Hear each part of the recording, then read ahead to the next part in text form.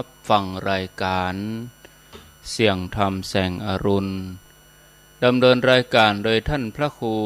ชลทานพิทักษ์เจ้าอาวาสวัดแม่ฮ่องไคอำเภอดอยสะเก็ดจังหวัดเชียงใหม่เป็นประจำทุกวันศุกร์เวลาตี 5จนถึงเวลา6 โมงสัญญาณท่านพระครูพร้อมแล้วนิมนต์เลยครับนิมนต์ครับขอแตบใต้ไหวสาในปุญญาปารมีธรรมของครูบาอาจารย์ภิกษุสงฆ์องค์เนนจุตนจุองค์เจริญพรท่านพี่น้องศรัทธาตายกตาญิกาจุผู้นายคนวันนี้เฮาท่านทั้งหลายได้มาปะกันในมื้อเจ้าวันนี้วันศุกร์ที่4สิงหาคม2566เดือน10เหนือแฮม3ค่ำก็หลายวัดหลายว่าหลายอำเภอหลายตำบลก็จัดให้มีการสุมากาละวะสะเก้าดำหัวในเทศกาลเข้าพรรษาก็ไปดำหัวครูบาอาจารย์ผู้ที่เคารพนับถือตามฮีตเก่าห้อยหลังก็จะได้เหียก็ดีขออนุโมทนาขอบคุณกับพี่น้องศรัทธาทั้งหลายที่ไปร่วมกินหอมตาลด้วยกันเมื่อวันที่2ที่ผ่านมาในงานสักการะพระธาตุเจ้าเจดีย์ไหว้สาปารมีพระเจ้าสี่สองเมืองที่ดอยนางแก้วขอผ่านพ้นไปโดยดีได้รับความร่วมไม้ร่วมมือรับความอนุเคราะห์จากพี่น้องศรัทธาทั้งหลายนำเอาอาหารเพลไปถวายนำเอาปัจจัยไปถวายเนื่องในงานดังกล่าวก็ขออนุโมทนาวันนี้จะได้นำเอาพระธรรมเทศนาเรื่องนางแมวลายต่อจากแต่วันนั้นมาเทศนาให้เฮาท่านทั้งหลายได้ยินได้ฟังวันนั้นเทศในผูกท่วนหนึ่งปัทมหัวตีจบลงไปวันนี้จะมาต่อผูกท่วนสองให้เฮาท่านทั้งหลายได้ยินได้ฟังตามสมควรแก่เวลาสืบไปขอท่านทั้งหลายตั้งอยู่ในอาการอันสงบแล้วสดับพระธรรมเทศนาอันเป็นธรรมข้าวเรื่องนางแมวลายผูกทวนสองตามสมควรแก่เวลาสืบไปนะโมตัสสะภะคะวะโตอะระหะโตสัมมาสัมพุทธัสสะตะตาโปติสัตโตมาตาปิตุลังทัตตัวคามาโตสังคามันตุติลำดับธรรมเทศนามาส่วนอันว่าเจ้าจันทราชกุมารก็น้อมใบวานพระปิตาโตนพ่อกับตังนางน้อยหน่อมาตาว่าเทวะคาแด่ปอและแม่เป็นเจ้าขอพระหน่อเนาปิตุลาจุงได้อนุญาตปล่อยวางปานแก่ลูกจอมขวัญน้อยหน่อเพื่อจักไปก่อไม่ที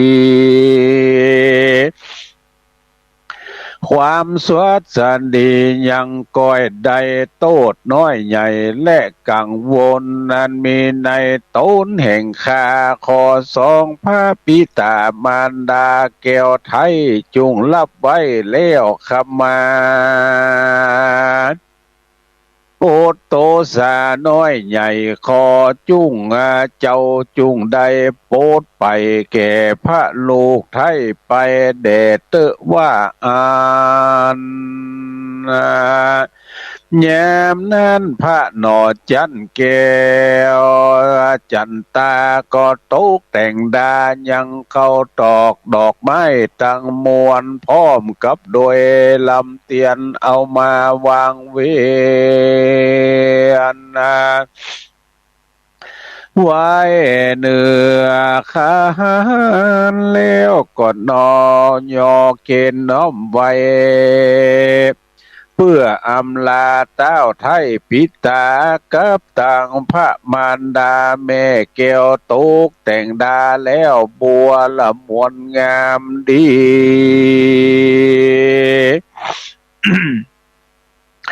ก็เถิงยามดีและวันปอดพระแก้วยอดจันตาก็รีบมาแต่งดายังเครื่องสัปปะเยื่องลายคือเครื่องหมายขวัญผัดดับองค์แหวนธรรมลงกาใหญ่ลานแก้วใส่สองหูซอยดูกงูงามบะวาดตั้งแหวนซุบนิ้วนานป่ายมือกันว่าเจ้าหยิบถือพร้อมแล้วยังเครื่องแก้วไม้โขวนซุบสอดซอยสั่งวานกาใหญ่เจ้าก็ดาไว้จุอันยามนั้นพระโตนจอมตานบ่าวน้อยก็มาร้องเอิญจะตักษาเศร้านันเนืองว่าดูลาเจ้าใจงามอาคือเจ้าไฟเอือก็มาแต่งหางยังโกยและนาของเอาใบตองนาลองโกยใหญ่แล้วก็เอาเครื่องใส่ไว้ปลายใน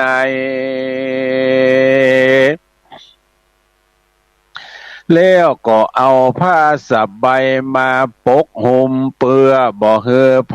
มุ่งเล็งหันเจ้าก็ปกปันหันฮับเฮือที่บ่เฮือไผได้ลู่ที่ในกุยซองการว่าเจ้าบัวตองแต่งแล้วก็รีบกาดแก้วลงจากภาศาสตร์หอกคำก็กระตำโตนเป็นปอกก้าเงียยกหาบใส่บาทเดินจอนไปออกจากเวียงใจเมืองอันใหญ่ยามนั่นพระหนอไทยกว่าตนเดียวบ่มีไผเดียวไปเป็นกูพระหนอกูบุญสายเจ้าก็ก้อยเตียวต่างไปบ่อยู่ก็เข้าไปสู่ดงนาดันมักกาป่าใหญ่ว่าจักไปหาพระดิญามวลหมู่ตั้งล้างไม้กูสาวหลายหมู่เลเขาเล็งหันใจงามยิ่งย้อยหน้าตาจืนจ้อยโสภาเอวเตียวหาพระลิญาแฝงไฟเอือหมู่นางยิงตั้งหลายเขาก็มีใจใครอยู่เฟือแฝงฟูงยิงแปงหักมากยามนั้นสมนางนาดหมู่สาวก็ปากันเอิ้นถามตักอยู่ซาเศร้านันเนืองว่าดูลาเจ้าใจงามเลิงอาเครือสั่งบอกขนิ่งไฟเอือโดยหมู่ตู่คาพ่องจาอิทธิโยนว่าฝูงนางยิ่งน้อยเนาต่างก็มัวเมาปั่นบามีจิตใจติดบ่าวฟ้าโตนงามยามนั้นฝูงยิ่งลามตั้งหลายเขาก็รีบโคงควายผัดดายังเครื่องวัดฐานและอาพรหลายเยื่องกำเอาเครื่องยองผัดดับโตน แหวนธรรมะลงสุบสอดแก้วผัดดับพอดจอมจักปิ่นคำปักเกาเกษาเขาก็เบียดเนื้อยองตัวด้วยเครื่องครัวดีเลืองเรือขอบมาแค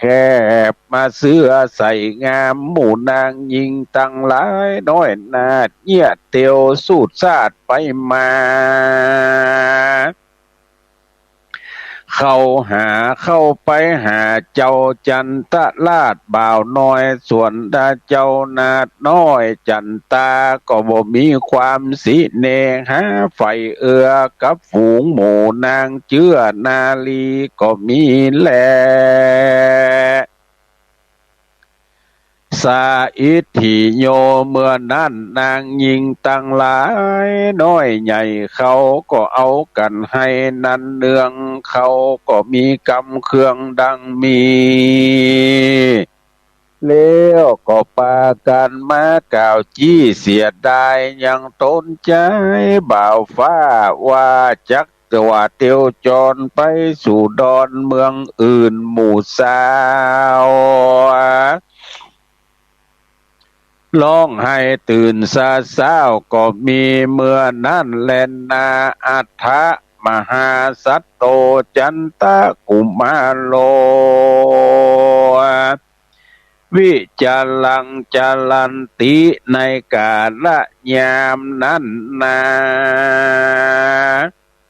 ส่วนว่าเจ้าจันตลาดจันตาก็เดินไปสู่ตามมักกาต่างเจ้าบุญพางหน่อน้อยจะละเดินข้าค่อยตามลำดับต่างก็เข้าไปลอดดงขวางป่าเถื่อนจักไปเอี่ยวเสาะเลื่อนแสวงหายังพระลิญากิ่งคอยโตนยอดซอยจันตาเตียวมักกาบ่มีกูก็ไปถึงหมู่ป่าไม้ดงนาอันเป็นห้อมห้วยนั้นนาปูใหญ่เข้าสูง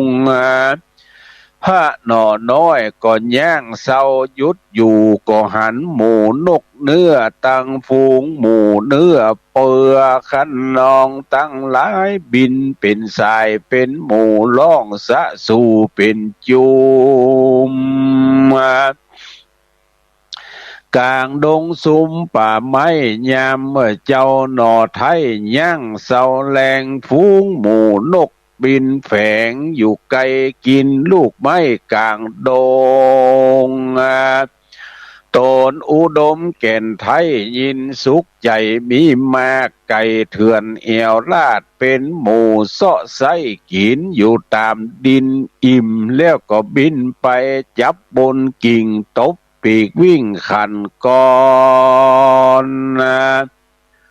ปูนดีบอนใจมากฝูงนกมีหลากหลายแสนนกแจแวนและแขกเต่าตังนกเก้าและนกจันนกเถาเอาขันเสียงหมูหมูนกในเถื่อนดงนานกปัตตาจับแจ่นบินแอนล่าไปมาสะกุนาอันว่านกตั้งหลายมีมากนกเอียงหากผัวเมียร้องเสียงเสียมีกองในแห่งห้องดงดำนกกาละวิคำลำร้องนกยุงขันทองเสียงกรมนกนาลอนนาลมแล่นตอนไปเป็นกูซ่อนเปปุ่นดูเหลืองขาวฟูสะสู่หงแก้วอยู่สมซ้อนถึงยามตอนร้องรวมละมั่งอ่อนอ้วนตัวปีเขาอยู่ดีที่ไกลยังเจ้าหน่อไทยนาจันตาแล้วก็มีกำจ้าเหมือนดังเสียงคนว่าดูลาเจ้าตามุนเฮ้ยหนอนเนาต้านจักไปสู่เมืองใดสังบ่มีไผมาเป็นก กู้ต้านจะละเดินมาสู่ดงเขียวมายอบเตียวยังอยู่แล้วต้านจักไปสู่แดนใดจาว่าอ่านตะตาในกาละยามนั้นส่วนว่าเจ้าหนอจันชื่อว่าจันตาได้ยินกำจ้าแห่งสกุลนานกตั้งหลายบินมาล่องจ๋าดูหลากฟังดูแต่หากเหมือนเสียงโคนหน่อผ้าตัดสะปนน้อยนาเจ้าก็ขวาดรู้ในใจเจ้าก็ตอบภาษาไหลไปบทจ้าว่าอาหังอันว่าตัวแห่งข้าเตียวดันป่ามาเถิงยังดงไผ่ป่ากว้างอันเป็นด่านจ้างเสือมีลัดกิลีดาวไพรก็ย้อนจักไปสู่เมืองไกลโค้งเขตอันเป็นประเทศรัฐธากันเจ้าจันตากล่าวแล้วพระตนผ่านเพลวศรัทธาก็เล่งแลไปมาทวนที่ไตลมไม่กี้เฟยนาอันมีกิ่งการสาขาล่มกว้างโตนเจ้าก็พักยังอยู่เสพสร้างเย็นใจอยู่สุขสบายตนเดียวในกลางไพรเขียวเถื่อนทองโตนพระนาฏน้องก็หลับนอนก็มีในกาละยามนั้นบ่ญาจะและนาตะมาถังปะกาเซนโตสัทธาอาหะสัทธาอันวาสัพปัญญูตนเป็นครูแก่โลกยักไข่อาโภคบาลีโบสถ์หลังมีไปแจงพระจิ้งแสงเตสนาเป็นกาถาว่าโสลาจาอินตาสะโกเตวะลาจาสุจำปาติทิตวาสิดังนี้พิกขเวดูกาลาพิกขุตั้งหลายตนเป็นสายอริยญาติเชื่อนักผาดปันติตาอาทะในกาลยามนั้นนาสักโกอันว่าพญาอินตาโตนผ่านเผาโตนเป็นเจ้าแก่เทวดาเทวะตั้งหลายสุจำปีตนเป็นผัวนางสุจันดาติสวาเต้าก็ส่องเล็งหันยังพระจอมธรรมโปธิสัตว์เจ้าตนบ่เศร้าโศภาชื่อว่าเจ้าจันตาบ่าวน้อยอันบ่ติดห้อยหมู่นางสาวเมืองนั่นจะเล่นนาเพราะเหตุว่าเจ้านั่นนามีสัจจะมาเรื่องศีลมั่นแก่นบัดนี้จะเดินเอี่ยวแคว้นภายนาจะเดินมาถึงกลางป่าไม้เพื่อแสวงหาสะใภ้เมียแปลงจักเอามาแฝงร่วมคางผู้อันเคยได้สร้างมาแต่ปุเพบ่ฮือใดเหไปเป็นอื่นยามนั้นเต้าสหัสเนตปันตาก็ได้ตอดหน้าเล็งหันยังเจ้าจอมทานที่ลาดเต้าก็มีใจขวาดปิดจารณาดูว่าอาหังตนกูเต้าอินตาจักดาววายนาลงดูยังโขงจมปูโลกไตเปื่อจักให้ลองจิ้มดูยังสัจจะสินอันมันแก่นแห่งเจ้าบุญแน่นจันตากันว่าเต้าปันตาขนิ่งใจสานนี่แล้วก็รีบกากาดเกี้ยวเหาะลงมาสู่มนุษย์สาโลกลายามนั่นขุนอินตาเจ้าฟ้าก็มาในละมิดเป็ด กายเป็นรูปนางวิเศษธิดามีรูปโสภาผ่านแผ่ว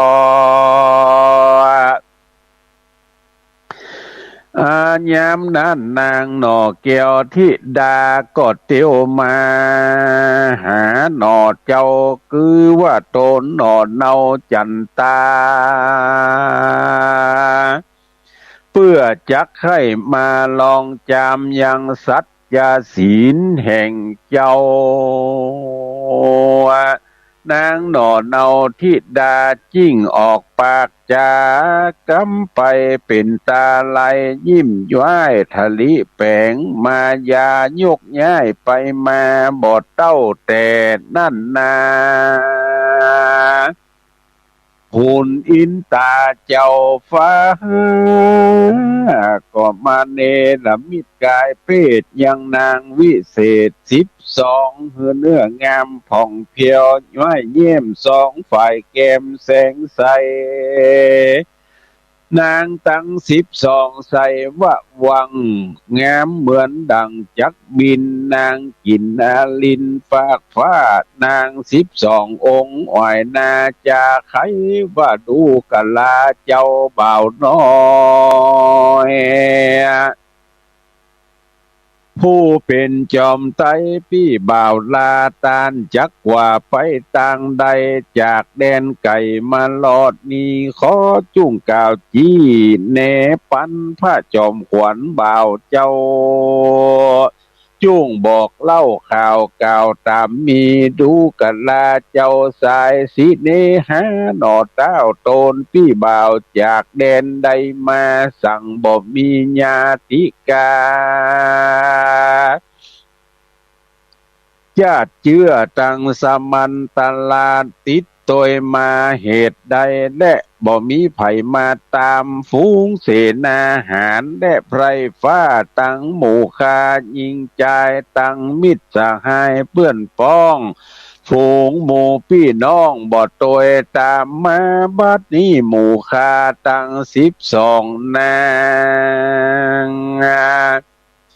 มีกำพางลูกข่าวว่าตนเจ้าพี่บ่าวเดินเตดแอวโค้งเขตแดนไกลหมู่คา12นางมีใจกิ่งหอยยังพี่บ่าวน้อยคำคาโดยมีกรรมสิเนหามักไฟโดยมีใจอันรักเจ้ามักให้อยู่เฝ้าเลี้ยงหมอนยิ่งจวนกันมาปองตามพี่เจ้าฝูงหมู่ข้า12นางเราเข้าป่าไม้มาตามยังเจ้าปีโตดงามหนุ่มน้อย12ลาก้อยเอากันมาปะใส่เจ้าโซภายอดซอยหรือว่าพี่บ่าวน้อยจักว่าสันใดขอพระจุ่งใครบอกคาอันเอากันไหวหน้ามาจูนี่แหละนาตะตาในกาลยามนั้นส่วนว่าเจ้าเจียงจันตาก็มีกรรมบอกกล่าวว่าตัวเรานี่นาอยู่แดนไกลเมืองปาลานาสีใสแคว้นฟ้าได้เตียวไหวนามาหายิงอันเคยได้อยู่เป่าปิงมาแต่ชาติก่อนจริงได้เอาตัวสอนมาลอดนี้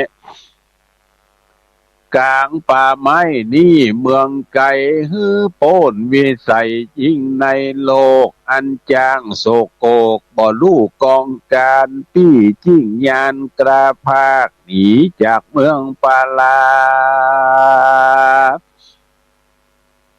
แล้วเอาโตนมาลอดตรงนานี่แหละว่าอันแล้วพระนอแก้วลวดบ่เจียนจ้าแล้วก็ไหวนานี่ไก่บ่เป็นบ่บินหน้าเล็งดูก็มีแหละนา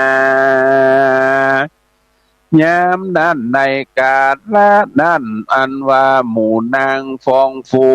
12น้อยนาถอันเป็นนางเทวราชธิดายิ่งสัญญารู้แจ้งว่าเจ้าหนอไทยโสพันนาถือสัจจะศีลมันเต้เล่ากวนดีหมู่เราจักเล่าลมใจแห่งเจ้าจันตาหนอไทยดูก่อนกันนางน้อยอ่อน12กล่าวแล้ว12นางเกี้ยวธิดาจิ้งปากันเจียนจากล่าวว่าข้าแด่เจ้าจันตาบ่าวน้อยผู้ข้าจักกล่าวถอยไขสารยังอากาศในโลกหากโศกโกกเหมือนกันกวนสองดาฟันอิงอ้อยขอพระบ่าวน้อยจมแปงได้อยู่แฝงตัวหมู่คาแล้วก้อยหวายนาคืนสู่ปุลีจมเจยสลีแหล่งดากันหมู่นางที่ดากล่าวแล้ว12นางเกียวก็เอากันมาแฝงอยู่จิ้มไก่พระบาทไทยจันตาเนี่ยทะลิมายาอยู่จิ้มไก่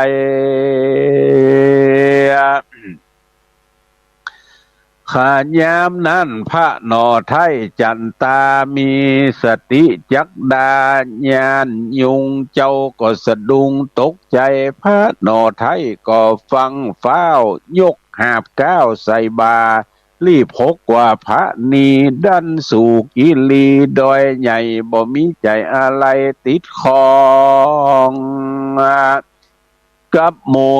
12นางน้องธิดาก็มีวันนั้นแหละนา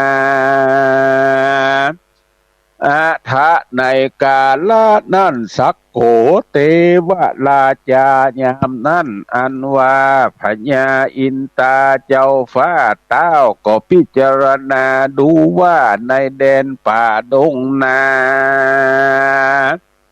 เป็นที่อาศัยแห่งยักษ์คาและผีป่าจักมาพกพาล่าเอาไปกินกับตนองค์อินอันขนิงสันนี่แล้วตนขุนแก้วจอมสวรรค์ก็มาเนรมิตแปลงคนหลายฮือติดตามองค์ใจบ่าวน้อยตั้งฝูงหมู่ไพ่หอยลุมลาฝูงเสนาแวดล้อมแหนแห่ออมเป็นปฏิบาลแล้วก็เนรมิตยังนางเจียงคานงามยิ่งขึ้นขี่ม้าแก้วมิ่งอาจาม้ามณีกางามวาตัวปีองค์อาจขาวใสย่างเตียวไปมาสู่กับตั้งหมู่ปริวารเข้ามาสู่สันธานป่าไม้อยู่แวดเต้าไทยในดงเครือยามจักมือไปปลายนาฮือมีหมู่ข้าหญิงใจคนลวงหลายเวทล้อมนั่งอยู่ออมเป็นปริวารที่กลางต่างฝ่ายนาเขาไปอยู่ท่ากองตางกันว่าเจ้าบุญควางจันตาไปรอดก็ก้อยวางตอบเจียนจาอู้ผาสะไลตั้นต่อกล่าวกำมอสมควรเมื่อนั่นแหละนะตัดสามิงคันเนในขณะยามนั้นพญาอินตาเจ้าฟ้าโตนเป็นเจ้าแก่เทวดาตั้งหลายก็มาแปลงอุบายหลายแห่งทะลิแต่งพร้อมนาเพื่อจักลองสัจจะศีลแห่งเจ้าหนอลาจันตาก็มาเนรมิตกาญาเป็นมาแก้วตัวงามแล้วองค์อาจดูวิราชองค์คานหาได้มาปานบทใดแล้วตนเก่นไทยอินตาก็อุหิมาแต่งแล้วมาเนรมิตนางแก้วนาลี ขึ้นขี่มะนีม้ามิ่งเสร็จแล้วก็ทิ้งมาเนลมิดอุบายคือมีนางหลวงลายเวทล้อมแหนแห่ออมอยู่เป็นปริวารข้ายิงใจคานเป็นหมู่แวดล้อมอยู่ดูงามเสนาติดตามบอกพรากเตรียมแตกหากเหมือนอินเตียวเหนือดินเตดต้องเลี้ยวก็เข้าสู่ห้องแผ่วมาฝูงนางนาลีหมู่ธิดาอยู่ทาเวทยังเจ้าจันตาบ่าวฟ้าก็มีและนาที่นี่จักยาถึงอย่างเจ้าบุญเรืองจันตาเจ้าก็มีนาตาเฝ้าฟังเต้าบ่อยู่จังสักยามแล่นไปตามป่าห้อยเข้าสู่ผาลิงจ้อยดงดอยไก่จ้อยวอยหิวหอดดันป่าไม้ยอดเฟยนะเจ้าจันตาแล่นไปบ่รู้จักฝ่ายไตและหนไหนเพราะเอาตนเดียวกลางป่าเจ้าบ่รู้ที่สะต่างใดเหมือนดังปานิโจป้อก้าเข้าสู่ลัดป่าดงไผ่เจ้าหน่อไทยก่อนหาบบ่เครื่องคาบโดยโมหะเตียวมากกาตามจ้องพดเขาว่องไม่เครือเขาจิ้งเอาตนไปจูจอดยังตี้แดนขอดแห่งตนอินตาอันมาเนลามิดเป็นนางเทวธิดาอยู่ทานั่งอยู่บนม้ากลางดอยงามฟูงคนไหลล้ามแวดล้อมแหนแห่ออมเป็นปฏิวานก็มีแลส่วนอันว่าพญาอินตาจักไข่ลองใจหน่อพระสัทธาคือตนเจ้าจันตาวาสัจจะสินแห่งเจ้าจันตายังเป็นสันใดยังเป็นสันใดจาเมื่อนาเจ้าหนอฟ้าขุนอินตาจริงเอาตนมากับเป็ดเป็นนางวิเศษเป่าแปลงกันว่านางธิดาพอแยงเดียวยังตนพระหนอเกี้ยวจันตาเตียวลัดมักกามาสู่จิ้มไก่นางแก้วแก่นไทยเตวะทิตาก็มาทะลิมายาตันต่อกับพระน้อยหนอองค์คานโดยกำหวานอ่อนอ้อยว่าดูกะลาเจ้ายอดซอยต้นหนุ่มน้อยข่าวใสเหตุสันใดฟังเฝ้าตานลูกดาวแดนใดมาจักไปไหนจาปีไทยจริงมาลอดนี้พะโยจันนะพี่มีสังบ่เดียวหลังพอนาจักเฝ้าฟังกว่าไปตังใดเหือปอไหลย้อยอาบซ้ำมาหาบกวยตองเสียนี่จาว่าอันโดลาเจ้าโสภาพี่บ่าวว่าจักไปเอี่ยวดาวแดนใดจุ่งก่าวแก้ไขบอกคาอันอ่อยนามาถามตาตัวคานางงามทวนทีก็เพื่อใครรู้ที่จักไปแห่งเจ้าสมสายพี่เจ้าบ่อยากจะเล่นนาตะตาจันตะกุมาโลอาหะส่วนว่าเจ้าจันตายิ่งมีกำจ้าก่าวแก่คือจอบแต่ดีหลีว่าดูลาสาวสีน้อยหน้าตัวพี่ลาดจันตาเอี่ยวตามมากาโดยดงจิ้งเอาตนมาสู่กลางหมู่ไม้ไพรเขียวยิ่งต้องเตียวมาลอดกลางดงขอดไพรนะนี่แหละกันว่าเจ้าก่าวเจ้านี่แล้วตนหน่อเกียวจันตาก็รวดบทจายุดอยู่ยามนั้นเจ้าหน่อกู้อินตาที่ลาด อันได้กายกับเพศเป็นนางเตวะธิดาน้อยเนตรยิ่งกล่าวเหตุกรรมจ๋าว่าดูลาเจ้าจันตาบ่าวน้อยอย่าฟังเฝ้าใจกวงขอจุ่งได้ฟังกรรมแห่งข้าอันได้หวายนามากล่าวเพื่อให้ลูกข่าวกรรมสารขอพระภูบาลยั่งอยู่มาเวอุภาสะไหลอุทกังอันว่าน้ำใสเย็นมากของกินก็หากมีลายมูลละพละหัวมันมีมากตั้งหมากเมียงปูนผู้ยาลูกอัมปามีมากเขาน้ำหากสำลา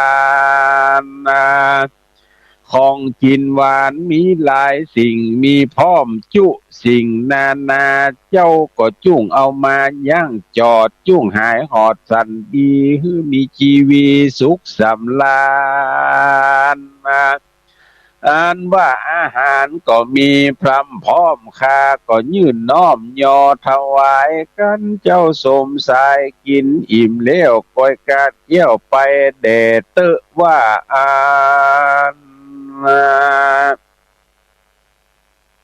ทะมหาสัตโตส่วนเจ้าน้อยราชจันตากันว่าได้ยินตะโตนศรัทธายิ่งไกลกาไปสู่ยังหมู่ไม่สาขาลิงไปมาพับจอดก็หันนางยอดนาลีอันมีวจีกำถามด้วยกำงามอยู่ใจใจตนพระนอไทยจันตาบ่มีสิเนหาไฟหอยกับหมู่นางนาดน้อยเตวะทิตาจิ้งไกกาออกจากหนีละพรากไปไวเต้าบ่พาสะไลเก่าอูกับหมู่นางหนอกูสักกรรมก็มีแหละนาสาธิตาส่วนว่านางราชธิดาหนุ่มน้อยจีดอกซอยสมสายก็จริงมีกรรมอุบายตันตอบอันประกอบด้วยกรรมหวานว่าดูลาคาแด่พระตนงามเจ้าบ่าวหมู่ข้าน้อยขอกล่าวถวายสารยังอาการน้อยใหญ่คอเต้าไทยจุงยั่งจอดในยังตี้ขุนขอดดอยดงคานี่ยังอุดมสาวงามผิวเดืองลามจะจรยังบ่มีไผสอนเฟือแฝงบ่มีไผมาแยงเป็นกู้บ่มีไผมาอยู่ร่วมห้องกลางเต้ต้องไพรสนบ่มีตามนไหนมาพอปากตานลอกกำแยงบ่มีไผมาลักแปลงซ้อนเสือบ่มีไผมาเอื้อกับนางไผบ่มาพางเป็นกู้บ่มีไผมาอยู่ซ่อนตัวเราและนาดูกะลาสีโซภาบ่าวน้อยคาขอน้าวพี่องค์คำขอตาดำนินฟังทีเลี้ยวหับหีไว้ในใจขอเจ้าอย่าได้ไปเอวลาจะละเดินดันกว่าอลัญญาเสาะสอดไสดงนาป่าไม้อย่าได้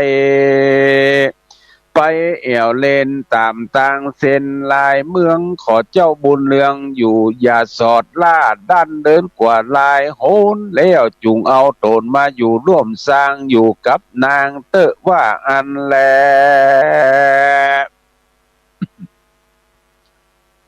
ตะตากุมารโลยามนั้นเจ้าจันตลาดกุมารสมคิงบางหนอเต้าจิ้งแซงเก่ากับนางวดูลาสลีคิงบางอาเคือนางนี่หากเป็นญาติเชื่อสักใหญ่บุญสูงไปหอคามส่วนตัวกูปี้นี่เชื่อดำดินเครือไพรนามสักบ่ใหญ่สูงเปียงนางบุญบ่ปานเพียบใดกับแม่ไทยนางยิงเพราะว่าตัวคิงเป็นญาติเตียวดีนะ บ่สมเสวยกินเมืองใหญ่จิ้งบ่สมเปิงกวนเกศนางไว้เวียงเลียงแฝงกันว่าเจ้าจอมแป้งกล่าวเลี้ยวพระตนนอกแก้วศรัทธาก็ลวดไกกานี้กว่าเข้าสู่ป่าดงไพรเจ้าก็เตียวตังไก่ยินวอยข้ามปูดอยลัดกว่าพระนอน้อยเตียวกว่าตังไก่เจ้าก็ไปลอดดงไพรป่ากว้างงานเป็นตีแดนสัตว์อยู่10 ทางหลวงหลายก็มีวันนั้นแหละนาสัพเพสัตตาอันว่าสัตว์นานามวลหมู่ตั้งสัตว์ตัวหลากอยู่ในดงเอี่ยวเสาะทรงสอดลาไปเอี่ยวเป็นฟูงเป็นหมู่กลางป่าหมู่ดงเขียวเจ้าก็บอกว่าตำโตดพระสมเสียวสังสักหยาดเมตตาแล้วหากลวดหนีไปก็มีแลตะมาทางปะกาเซนโตสัทธาอาหาสัทธาอันว่าสัพพัญญูตนเป็นคู่แก่โลกมีเมตตากรุณาโปรดภายแก่สัตว์ทั้งหลายพระก็จิ้งไข่นิยายลวงแล้วหาพระตนแก้วจิ้งเตสนาวาสกุณานันจะสัพเพสัตตานานาพาหุติดังนี้พิกขเวดูกะลาเพคู่ตั้งหลายตนทันลงสินใสล้ำเลิศในกาละยามนั้นเจ้าบุญเลิศจันตาหนอนเนาอันจะเดินเข้าไปสู่ป่าโหยเป็นที่พาลิงจ้อยหินพากลางดงนาป่าใหญ่ได้หันหมูนกบินสอดล่าสะไส้ไปมาสัพเพสัตตาฝูงสัตว์นานาหลายหลากบินเปล่าปราบลงมาล่องผายปูจาพระแก้วแก่นไทยหนอโปธิญาณที่กลางป่าไม้ดงดานดงเขียวลมปัดเย็นสะเสียวหมู่ดอกหอมตัวขอกตัวแดนมีไม้แสนสัมมุมเกตยืนต้นแผ่ใหญ่ใหญ่ไม่ลวงลายปูนดีพอพระน้อยหนอหากสุขใจอยู่กลางดงไพรมืดเศร้าลมพัดเข้าเสียงนั้นมีไหมลำสูงกันหนุ่มเนื้อลมปัดเอื้อตึงวันเป็นป่าอันคนเตียวไปบ่อนลอดกันว่าไปลอดแล้วบอกใครออกไปในความสุขเย็นใจก็มีมากบอกให้หนีพรากสักยามยังอยู่สนุกตามหมู่มวลบอกขึ้นได้ถึงส่วนยามมาในดงนาเถื่อนทองลมปัดล่องเย็นใจและนาตุติยังมัชฌะจาลีจาตะกังนิธิตังขี่ญาอันสั่งวันนันนาจาห้องเหตุใครจายังข้าวนางแมวลายผูกทวนซองต้านผู้ฟังอย่าได้มองกำเศร้าก้อยอดอยู่เฝ้าฟังไปผูกทวนสองจาไขเต้าอีเต้านี้ก็บังโกมโสมเลศสดีท่านพี่น้องศรัทธาพุทธบริษัททั้งหลายได้ฟังพระธรรมเทศนาเรื่องนางแมวลายผูกทวนสองก็จบลงไปวันนี้จักเปิดสายให้ท่านทั้งหลายได้ได้จ๋าได้ตักตายได้รายงานผลการรับฟังจากทางบ้านทางจองทางใด เนี่ยให้ใส่นาแล้วไปก็ดีตั้งใดฝนตกฝนซึ้งก็ดีก็ขอท่านทั้งหลายได้ตักตายกันมาเด้อ0817964608 0817964608แล้วก็วันที่13วันพุธวันฮือนี้วันอาทิตย์นี่ก็เชิญเฮาท่านทั้งหลายเนาะไปตานเตียนด้วยกันที่วัดพระบาทอุดมวัดพระบาทอุดมตามสปอร์ตที่เปิ้นโฆษณาเด้อตามที่ครูบาอาจารย์ได้ได้จ่าวันนี้767เจริญพรจากไปสักเจ้าท่านเขาปู่ฟังจากทางไหนหาจากบ้านอุโมงค์ละปูนอุโมงค์ละปูนเสียงดีชัดเจนเนาะฝาหินเนอะฟังจากสถานีวัดฝาหินยินดีเนอะแม่อนุโมทนาสายต่อไปฮัลโหลฝนตกก็ป่ะ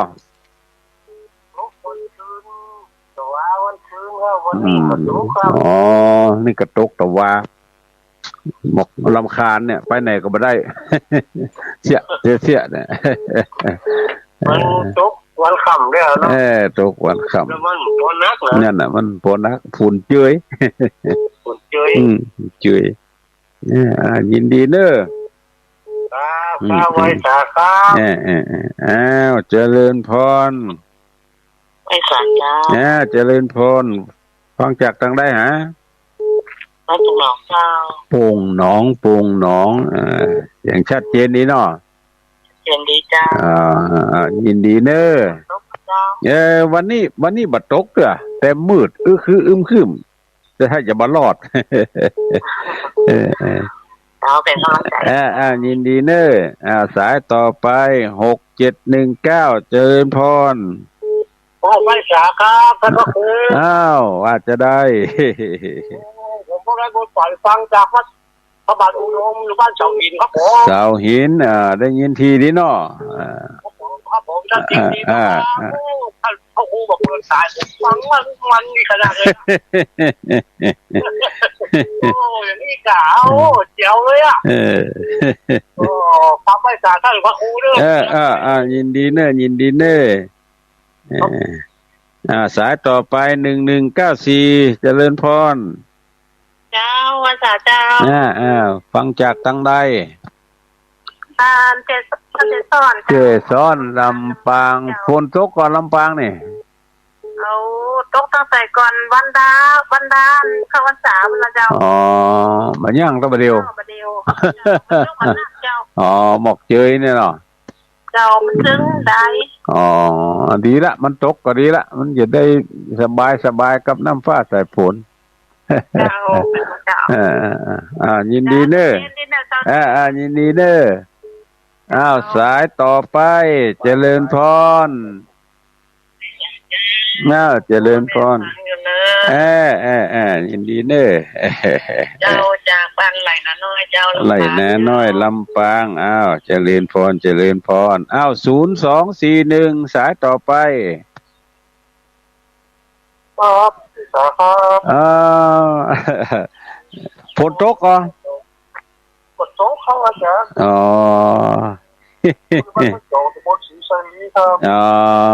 ได้ยินทีเนาะจากสถานีทางใดฟังนี่ฟังแค่สถานีไหลเกี้ยวแล้วจอมตองครับไหลเกี้ยวจอมตองต้องรีกับประดาแล้วครับยินดีเนอะต้องติดจอบยายปันปากคาว่าจะได้ตั้งอยู่นะยินดีเนอะจะไม่ได้ไปพูดฟังเขาจำเยอะเนาะไปงานตั้งจำเป็นก่อนเดี๋ยวค่อยว่ากันยินดีเนอะสายต่อไป45นาทีเขียนเด้อ0817964608จะโทรเข้ามารายงานอย่างไปลืมเนื้อตั้นทั้งหลายเกือบลืมฮะวันที่7วันนี้วันที่4วันนี้วันที่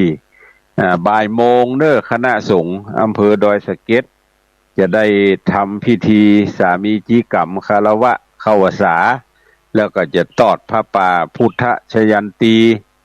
ที่วัดพระธาตุดอยสะเก็ดพระอารามหลวงก็เชิญชวนเฮาท่านทั้งหลายเนาะไปร่วมกินหอมตาลตัวกันเนอวันนี้บ่ายโมงที่วัดพระธาตุดอยสะเก็ดจะมีพิธีสามีจีกรรมของพระเจ้าพระสงฆ์และตอดพระป่าพุทธชยันตีซึ่งเคยปฏิบัติกันมาโดยตลอดวันนี้ก็แจ้งข่าวคือพระเจ้าพระสงฆ์และพี่น้องศรัทธาอำเภอดอยสะเก็ดอำเภอใกล้เคียงไปร่วมกินร่วมตาลด้วยกันเนิดวัดพระธาตุดอยสะเก็ดในวันนี้วันที่7พี่น้องเมืองก่าย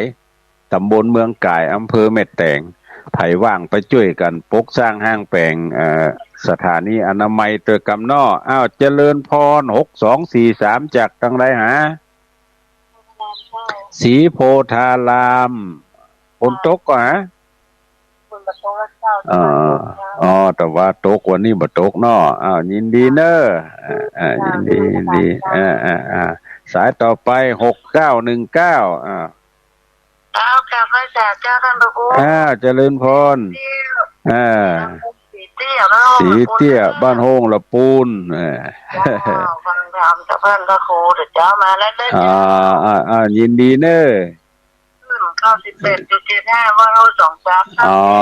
ฟังจากห้วยตองชักชัดเจนดีอนุโมทนาเจริญพรเนี่ยวันที่7วันผูกวันฮือนี่จะแปลงอนามัยแห้งเข้าไปแหมน้อยก็เชิญชวนพายุเมืองก่ายไปร่วมบุญด้วยกันเนอะ0750เจริญพรโพดักแสบฮัลโหล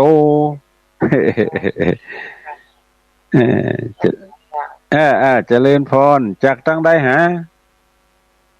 บางกำแพงหินจ้าบางกำแพงหินแม่อุ้ยนวลเนาะบึดไปลืมไปประชุมด้วยกันเนอะนิดว่าแต่ว่าแบบอะไรคุณจะมาจะไปประชุมจ่าเรื่องปกสร้างห้างแปลงวิหารปกสร้างห้างแปลงวิหารยินดีเนอะบึดป่าเชิญชวนกันไปร่วมประชุมด้วยกันกำไปฟังกันว่าจะไปแนวใดแถมพอเจ้าภาพกับศาลาอยู่คนที่คนต่างกันยินดีเนอะเชิญชวนท่านทั้งหลายเนาะร่วมกินหอมตานกันข่าวสารงานบุญช่วงนี้มีหลายที่หลายต่างโดยเฉพาะอย่างยิ่งวันที่13เนี่ยเมืองฝางเขาจะขึ้นเมืองฝางกันเด้อวันที่13ออกตั้งแต่ตี4ตี5อยู่ไกลก็ออกตี4ตี5ไปอยู่ใกล้ก็ยังแควนน้อยไปต่ำหนต่างหน้านี้เป็นหน้าฝนก็ต้องเผื่อเวลาในการเดินทางห่อเข้าไผ่ห่อเข้ามันติดเอวติดกระเป๋าไปตัวเนอะได้เวลากินข้าวตอนก็เต้ของไผ่ของมัน เต้ของไผ่มันกินจะสบายใจกว่าดีกว่าเอาไปหวังตั้งหน้าว่าเปิ้นเรื่องมีขายว่าถ้ากัวทุกเจ้านะเสียวันนั้นเปิ้นปิดร้านเห็นยุ่งเนอะมันมีที่กินละเพราะนั้นห่อไปนะสบายได้เวลาเมื่อได้ก็เต้กินของไผ่ของมันถ้ามีหมูมีกู้หลายก็แบ่งปันกันหมอนี่กินของหมอนี่กินของหมอนี่ยังดอยนางแก้วแต่ว่านั้นปัดโตต่างคนต่างเอาสูตรแกงโหกันไปกะเวียงปะเป้าแต่ละวัดก็สูตรไผ่สูตรมันไปละเชียงใหม่เอาไปแถมดังอื่นเอามาแถมก็เป็นดีเป็นดีละเมาเอาใจวันนั้นน่ะเหมาะนักแกเนอท่านทั้งหลายก็เชิญชวนเขาท่านทั้งหลายเนาะทำบุญสุนทานกันตามหีบเก่าห้อยหลังตามที่พระเจ้าประสงค์เปิดโฆษณามันถูกมันฮือนี่ก็ไปวัดไปว่ากันแถมแต่ละวัดแต่ละว่าก็มีกิจกรรมที่จะต้องทำในช่วงกลางพรรษาก็เชิญชวนไปคึดกินดาตานด้วยกันเพราะว่าตานศีลภาวนาเนี่ยจะเป็นเกินกายขึ้นเมืองฟ้าให้เฮาท่านทั้งหลายได้วายหน้าเข้าสู่นิพพานวันนี้ใจเวลาของตั้งสถานีมาอยู่ ก็หันว่าพอสมควรแก่เวลาละก็จะขอคืนเวลานี่คือตั้งสถานีเพื่อจะได้เปิดสปอตโฆษณาอย่างต่างๆไปก่อนฟังไปอย่างไปนี่ตามที่ได้เคยประพฤติปฏิบัติกันมาก็ขออนุโมทนากับทุกท่านที่ได้รับฟังรายการนี้มาโดยตลอดขอปั่นป้อนให้ท่านทั้งหลายมีอายุมั่นยืนยาวอยู่ก้ำจูวละพุทธศาสนาเสี่ยงจีละการยืนยาวนานดูต่างกินดูต่างไว้ดูต่างใจจ่ายเตตานในศาสนาแห่งพระโกตมะเจ้าเหมือนกันจูผู้จูคนจิ้มแดเตอจัตตาโลธรรมาวัฏทันติอายุวันโนสุขังปะลัง